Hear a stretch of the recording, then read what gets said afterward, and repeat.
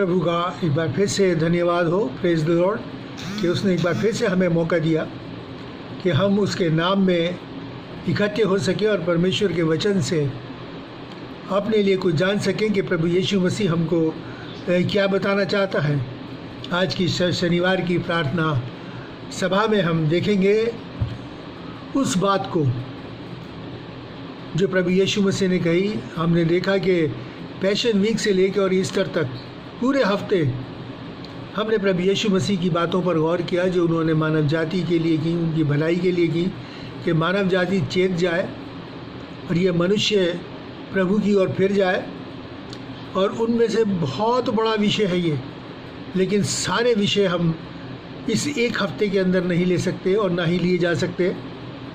तो आज मैंने सोचा कि एक ख़ास बात आपके बीच में रखूँगा, क्योंकि ये बहुत बड़ा विषय था, और वो थी कि प्रभु यीशु मसीह की भविष्यवाणी जो कि लूका रसूल की इंजील उसका 23वां अध्याय तो उसकी 26वीं आयत से लेकर और 31वीं आयत तक पाई जाती है।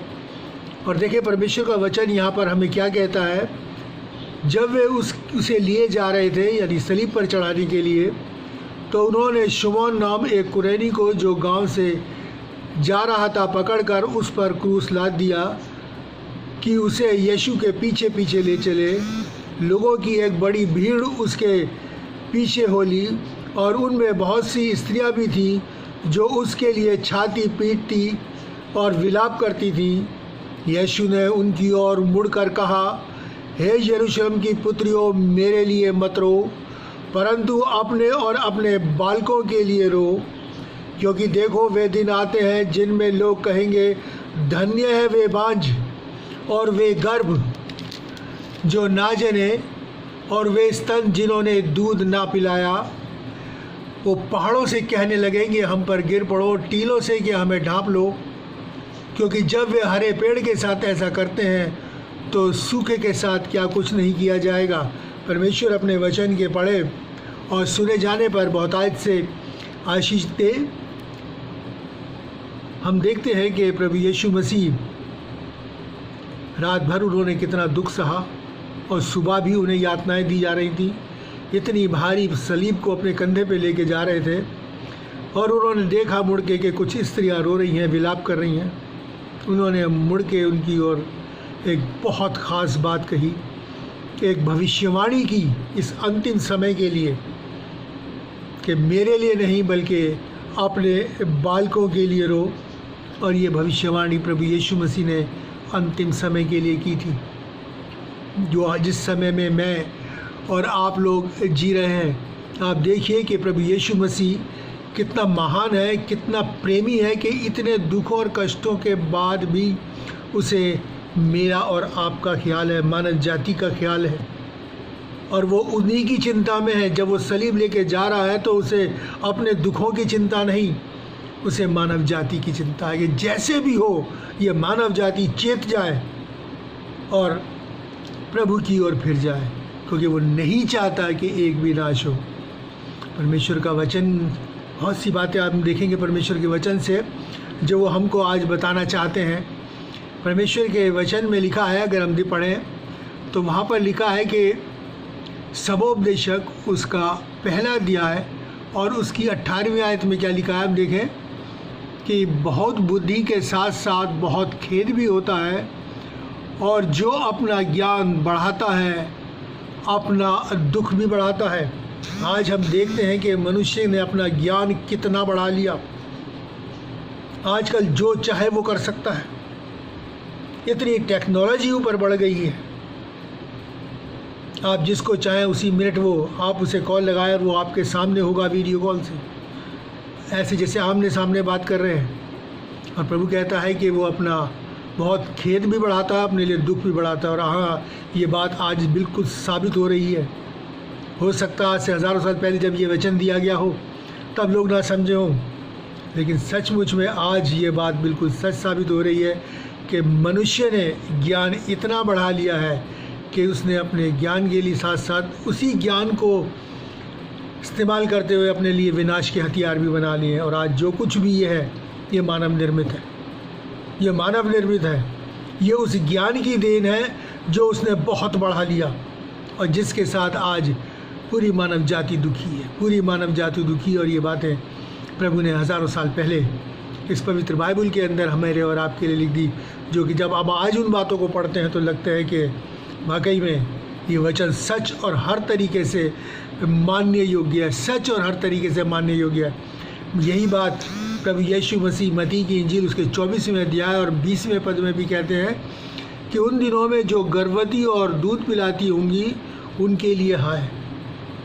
जबकि यह समस्याओं का आरंभ है, तो आप ये सोचिए कि हमारी उन बेटियों के लिए, बहनों के लिए जो इस वक्त गर्भवती हैं, जिनके पास छोटे छोटे बच्चे हैं, कितनी भारी विपदा के अंदर आप न्यूज़ में भी सुनते होंगे कि किस परेशानी में है वो उन बच्चों को लेकर।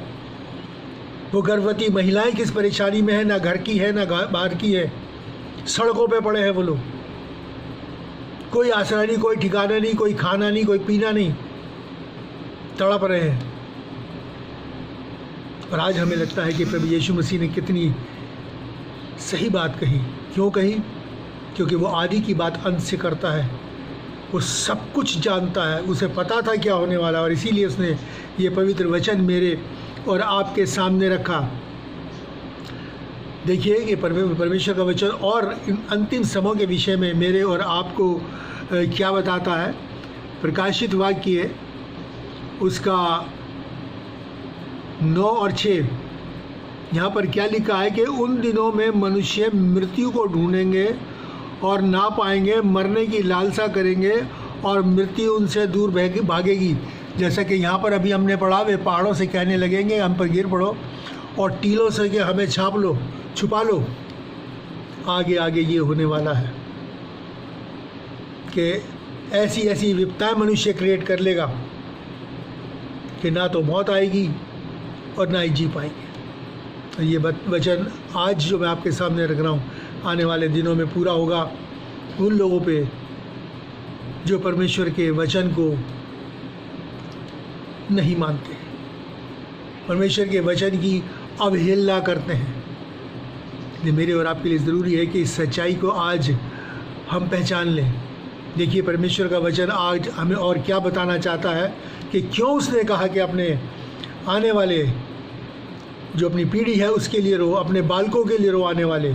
देखिए सपनिया की पुस्तक उसका पहला अध्याय और उसकी 8 और 9 में क्या लिखा है, जितने परदेश का वस्त्र पहना करते हैं उनको भी मैं दंड दूंगा, उन सभी को दंड दूंगा जो डेवड़ी को लांघते और अपने स्वामी के घर को उपद्रव और छल से भर देते हैं।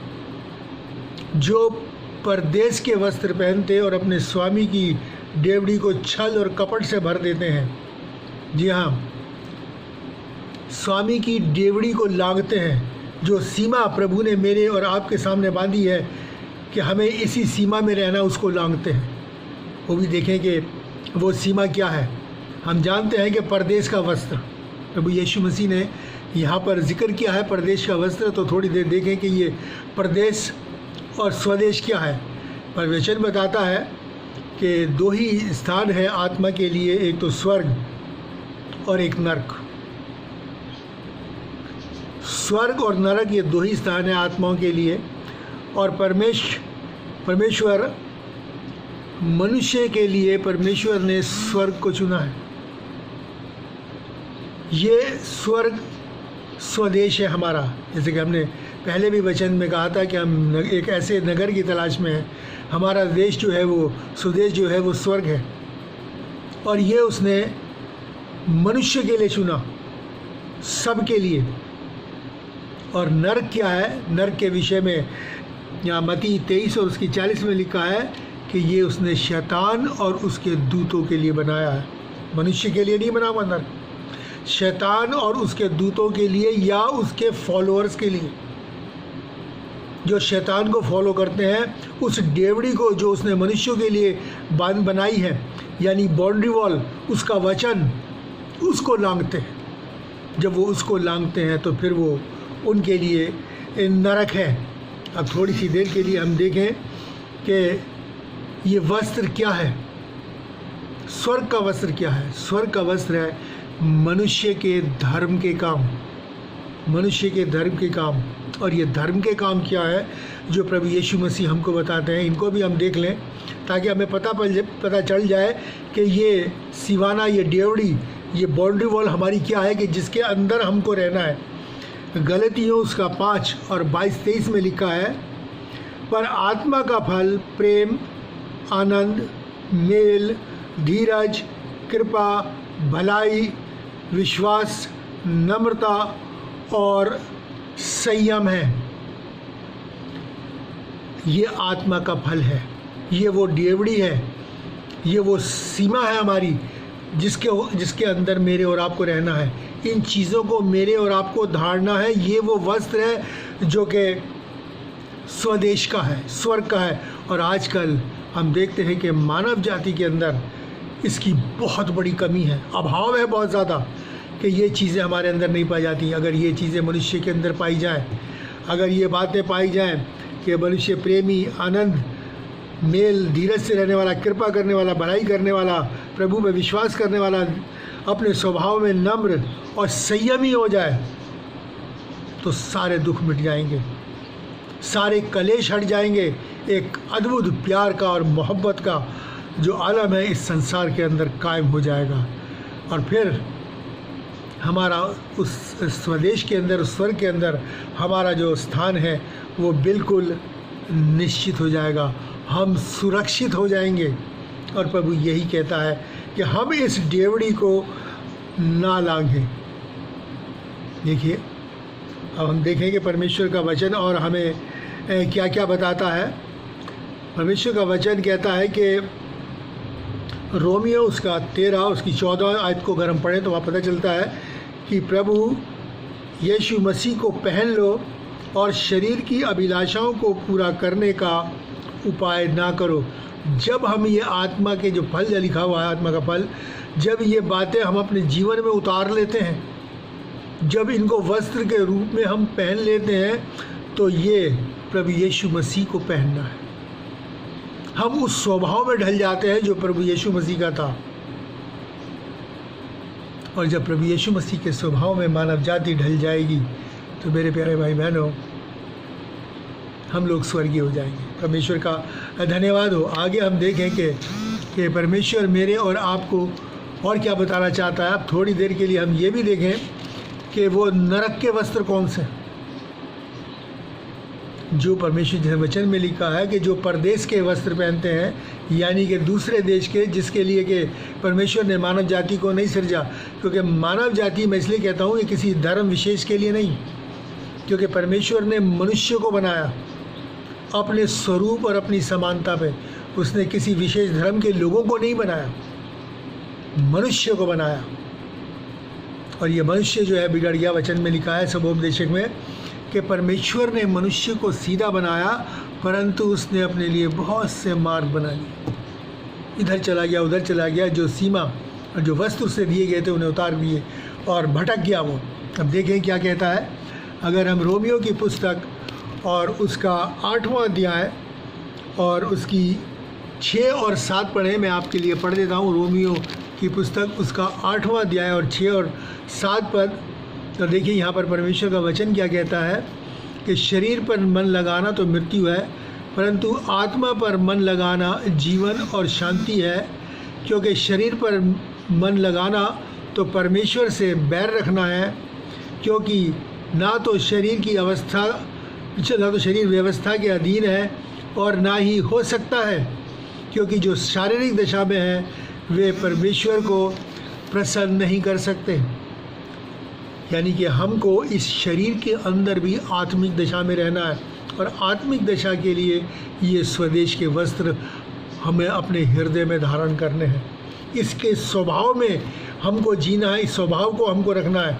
और शारीरिक स्वभाव से मतलब ये है कि संसारिक स्वभाव, हम संसार की, अब शरीर जो है वो संसार की अभिलाषा में की चाह करता है। आगे हम और देखेंगे किस तरीके से परमेश्वर का वचन इस बात को मेरे और आपको बताता है। अगर हम इसकी 13वां पद भी देखें तो यहाँ पर और हमको बात क्लियर हो जाती है, क्योंकि वहाँ लिखा है कि क्योंकि यदि तुम शरीर के अनुसार दिन काटोगे तो मरोगे, और यदि आत्मा से देह की क्रियाओं को मारोगे तो जीवित रहोगे। इसलिए कि जितने परमेश्वर की आत्मा के चलाए चलते हैं वही परमेश्वर के पुत्र हैं। हमें आत्मा के अनुसार चलना है, और आत्मा के अनुसार चलने का मतलब ये है कि हमें स्वदेश के वस्त्रों को धारण करना है। उस स्वभाव को, जिस स्वभाव के विषय में मैंने आपको बताया, ये आत्मा के फल है, ये स्वदेश के गुण हैं, स्वदेश के लोगों की में जो होने चाहिए, ये वो गुण हैं। और अगर हम वो गुण जो कि शारीरिक हैं, मतलब शरीर जो है संसार की अभिलाषा करता है, हर बुराई की अभिलाषा करता है और बहुत जल्दी बुराई के पीछे भागने के लिए तैयार हो जाता है, और शैतान यही करता है, इस शरीर में ही हमारी आत्मा को नष्ट करने का प्रोग्राम करता है, और वो हमें बहुत वर्गलाता है, संसारिकता के अंदर हमको ले जाता है। लेकिन नहीं, मेरे और आपको अपने प्रभु यीशु मसीह के वचन के अनुसार अपने जीवन को व्यतीत करना है। और देखिए, परमेश्वर ने बहुत सफाई से लिखा है। अगर हम गलतियों की पुस्तक उसका 5वां अध्याय और 17 से 21वीं आयत को पढ़ें तो वहाँ पर स्पष्ट से लिखा है कि शरीर के काम क्या हैं।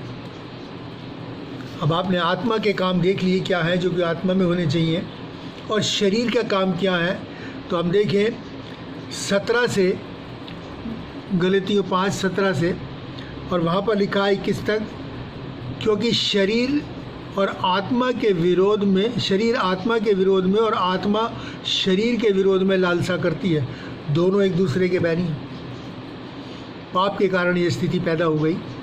इसलिए जो तुम करना चाहो वो ना कर पाओ। आत्मा तो चाहती है कि हम सीमा में रहें, लेकिन शरीर चाहता है हम सीमा लांघें, क्योंकि शरीर की अभिलाषा है, शैतान की अभिलाषा है। और देखिए क्या लिखे, यदि तुम आत्मा के चलाए चलते हो तो व्यवस्था के अधीन नहीं। शरीर के काम तो प्रकट हैं। वचन में लिखा है शरीर के काम तो प्रकट है। अब देखिए क्या, व्यभिचार, गंदे काम, लुचपन, मूर्ति पूजा, टोना, बैर, झगड़ा, ईर्ष्या, क्रोध, विरोध, फूट, विधर्म, ढा, मतवालापन, लीला क्रीड़ा, इनके जैसे और काम हैं। इनके जैसे और काम है। इनके विषय में मैं तुम्हें पहले कह देता हूँ, जैसा पहले भी कह चुका हूँ, कि ऐसे ऐसे काम करने वाले परमेश्वर के राज्य के वारिस नहीं होंगे। ऐसे ऐसे काम करने वाले परमेश्वर के राज्य के वारिस नहीं होंगे। और ये काम करने वाले लोग विदेश के वस्त्र पहने हुए हैं। ये वो लोग हैं जिन्होंने विदेश के वस्त्र पहने हुए हैं। और परमेश्वर कहता है, क्या उनको मैं दंड नहीं दूँ? मैं उनको दंड दूँगा, क्योंकि ऐसे काम करके उन्होंने डेवड़ी को लांघा और परमेश्वर के घर को उपद्रव से भर दिया। परमेश्वर का घर, ये मंदिर, लिखा है कि तुम्हारी देह पवित्र आत्मा का मंदिर है। और इस कामों को करके उन्होंने इस देह को, परमेश्वर के इस मंदिर को अपवित्र कर दिया, उपद्रव से भर दिया। क्यों परमेश्वर का मंदिर है ये? क्योंकि परमेश्वर ने अपने स्वरूप और समानता में, अपनी शक्ल और सूरत में हर मनुष्य को निर्मित किया, उसको बनाया, उसको रचा और अपना आत्मा उसके अंदर फूंका।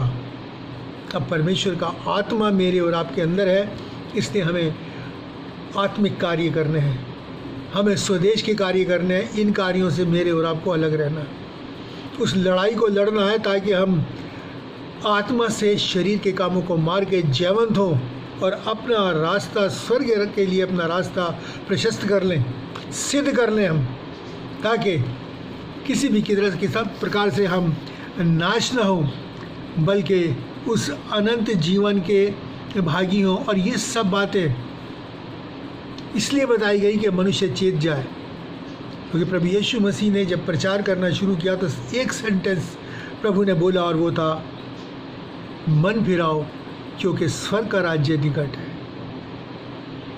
स्वर्ग का राज्य बहुत निकट है, प्रभु आने वाला है। बिल्कुल अंतिम समय के अंतिम क्षणों में हम जी रहे हैं, इसलिए हमको चेत जाना चाहिए। और ये सारी घटना, ये कोरोना वायरस और जो कुछ भी चल रहा है मेरे प्यारे भाई बहनों, ये सब हमारी चेतावनी के लिए, बहुत सी बातें जो परमेश्वर ने बहुत पहले से लिख दी हैं। मैं आपके सामने पढ़ना चाहूँगा विलाप गीत। देखिए कि प्रभु ने आज से 2006 लगभग 600 साल पहले क्या भविष्यवाणी की है। विलाप गीत को पढ़ें और उसका दूसरा अध्याय और मैं उसकी 17वीं आयत से पढ़ूंगा। और वहाँ पर क्या लिखा है, परमेश्वर का वचन कहता है कि यहोवा ने जो कुछ ठान लिया वही किया, जो वचन वह प्राचीन काल से कहता आया है वही उसे पूरा भी किया। उसने निष्ठुरता से तुझे ढांक दिया, उसने शत्रुओं को तुझ पर आनंदित किया और तेरे द्रोहियों के सींग को ऊंचा करा, क्योंकि हम बुराई में चले गए थे। ऊंचा किया। वे प्रभु की ओर तन मन से पुकारते, हे सिय्योन की शहरपना, अपने आंसू दिन रात नदी के समान बहाती रहे, तनिक भी विश्राम न ले, तेरी आँखों की पुतली चैन न ले। यरूशलेम की शहरपना मतलब कि उसके लोग जो उसमें रहते हैं, प्रभु के लोग, वो कहते हैं कि रात दिन नदी के समान, जैसे नदी बहती है ऐसे ही हमारा प्रार्थना का जीवन हो जाए। अपने उन गुनाहों के लिए, पापों के लिए, उन वस्त्रों के लिए जो मानव जाति ने तैयार कर रखे हैं, हर उस व्यक्ति ने पहन रखे हैं, हमें रात दिन पश्चाताप करना है। और लिखा है तनिक विश्राम ना ले, ना तेरी आँखों की पुतली चैन ले, निरंतर तेरी आँखें परमेश्वर की ओर उठी रहे। इसलिए दाऊद भी अपने भजन में कहता है, मैं अपनी आँखें पहाड़ों की ओर उठाता हूँ, यानी ऊपर परमेश्वर की ओर उठाता हूँ।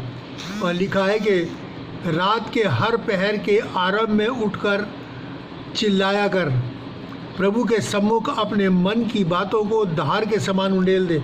प्रभु के सम्मुख अपने मन की बातों को धार के समान उंडेल दे, कुछ मत रख छोड़, हर गुनाह कबूल लो, हर गुनाह प्रभु को सौंप दो।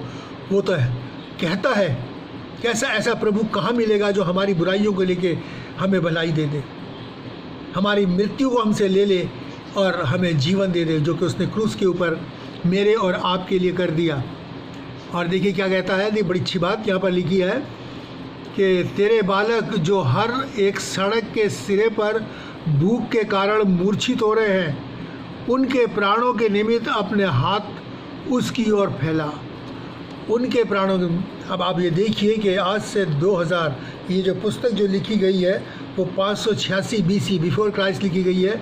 और अगर हम इसके प्रभु यीशु मसीह के से अगर हम 2020 साल भी जोड़ लें तो 2000 के बैठता है 2606 साल। इतने साल पहले आज की घटना और आने वाले दिनों की घटनाओं के विषय में बता दिया कि तेरे बाल बच्चे किस तरीके से सड़कों पे पड़े। आज वो मानव जाति जिसे परमेश्वर ने अपने स्वरूप और समानता पे बनाया, किस तरीके से सड़कों पे निढाल भूखे और प्यासे हैं। लिखा है सड़क के सिरे पर भूख के कारण मूर्छित हो रहे हैं। हम देख रहे हैं किस तरीके से कूड़ों में से बटोर के लोग अपनी भूख को मिटाने का प्रयत्न कर रहे हैं। ये वही आलम है जो प्रभु यीशु ने हज़ारों साल पहले मेरे और आपको बता दिया। मेरे और आपका समय है इस सच्चाई को पहचान लें। मैं विनती करता हूँ आपसे कि इस सच्चाई को पहचान लें, क्योंकि प्रभु बहुत निकट है, बहुत निकट है। और इसके अनुसार अपने मनों को बदल लें ताकि हमारे आने वाली पीढ़ी, ये पीढ़ी भी चेत जाए और आने वाली पीढ़ी भी नाश ना हो। ऐसे सड़कों पे मारे ना फिरें। बहुत कुछ करते हैं अपने बाल बच्चों के लिए, उनकी शारीरिक ज़रूरतों को पूरा करने के लिए पैसों का मार लगा देंगे, घर खरीद लेंगे, फ्लैट्स खरीद लेंगे, ज़मीन जायदाद ना जाने प्रॉपर्टीज़ खरीद लें। लेकिन परमेश्वर का वचन क्या कहता है, तू सारे संसार को प्राप्त करे और अगर अपनी आत्मा का हानि उठाए तो तुझे क्या लाभ। इस आत्मा के लिए हम कुछ नहीं करते। आज समय है कि हम चेत जाए और अपनी आत्मा को सुरक्षित कर लें और स्वर्ग के वस्त्रों को धारण कर लें। बहुत अच्छी बात आज के संदर्भ में प्रभु यीशु मसीह ने बहुत बार, वो भी हज़ारों साल पहले यहाँ पर लिख दी है। उसमें लिखा है व्यवस्था विवरण उसकी 32 की 11 में लिखा है कि जैसे उकाब अपने घोंसले को हिलाकर अपने बच्चों को ऊपर मंडराता है, वैसे ही उसने अपने पंखों को फैलाकर उनको अपने परों पर उठा लिया।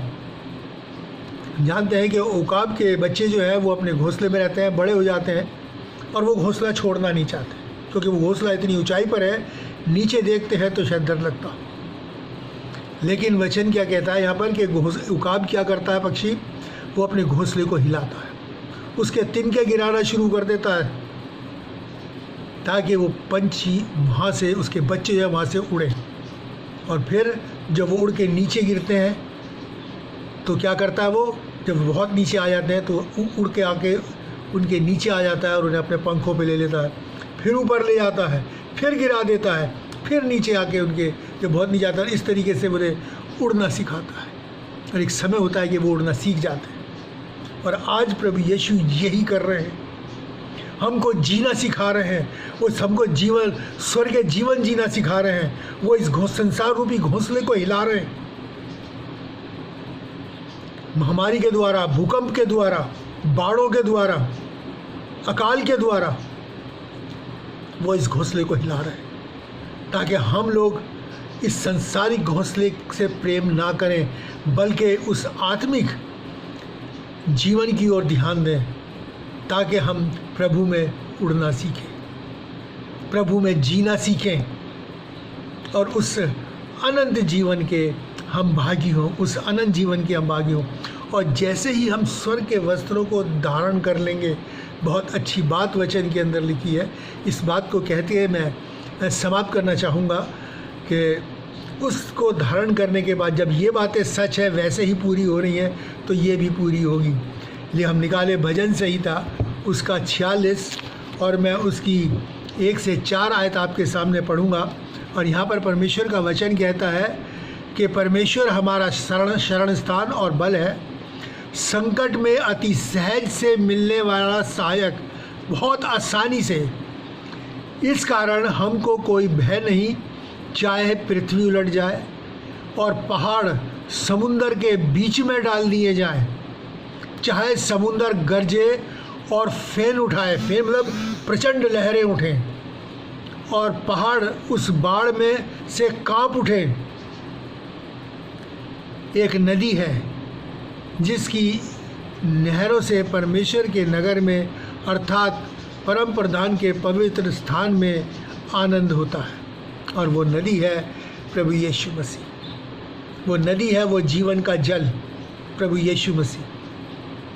इतना सब कुछ हो जाए, समुंदर फेल उठाए, पहाड़ समुंदर में गिर जाए, चाहे गरजे, चाहे कुछ भी हो जाए, प्रभु यीशु हमारा सहायक है। वो हमें कुछ नहीं होने देगा, किसी भी महामारी से, किसी भी भूचाल से, किसी भी बाढ़ से। वो हमारा तलिक भी, बाल भी बाका नहीं होने देगा। बस हमारे वस्त्र स्वर्गीय होने चाहिए। अगर हमारे वस्त्र स्वर्गीय हैं, क्योंकि वो हमारे वस्त्रों से हमें पहचानेगा कि हम उसकी ओर है या शैतान की ओर। परमेश्वर इन वचनों के द्वारा आप सबको बहुत आज से आशीष दे और ये वचन हम सब के जीवन में उतर जाए और हम सब प्रभु के हो जाए, ताकि उस स्वर्ग के राज्य के वारिस हो सके। प्रभु आप सबको आशीष दे। हम प्रार्थना करें। महान और दयालु परमेश्वर, तेरा धन्यवाद हो तेरे इन वचनों के लिए जो तूने तमाम मानव जाति के लिए दी, ताकि हम इनको ग्रहण करें, इनके अनुसार जीवन व्यतीत करें और प्रभु तेरी योजना के अनुसार नाश ना हो बल्कि अनंत जीवन पाने वाले हो सके। प्रभु सबके लिए आशीष मांगते हैं, सबको मन फिराने का मौका दे, उदार आत्मा दे के संभाल पिता परमेश्वर, ताकि तेरी बात को हम इस प्रार्थना में रखते हैं कि कोई भी नाश ना हो बल्कि अनंत जीवन पाए। सबके लिए आशीष मांगते हुए, सबके लिए सुरक्षा मांगते हुए प्रार्थना प्रभु यीशु के नाम से, आमीन। हमारे खुदा यीशु मसीह का फजल, खुदा बाप की मोहब्बत और पाक रूह की रिफ़ा कदम सबके साथ, तमाम मसीह ईमानदारों के साथ अब से लेकर हमेशा तक होती है। Thank you. God bless you all.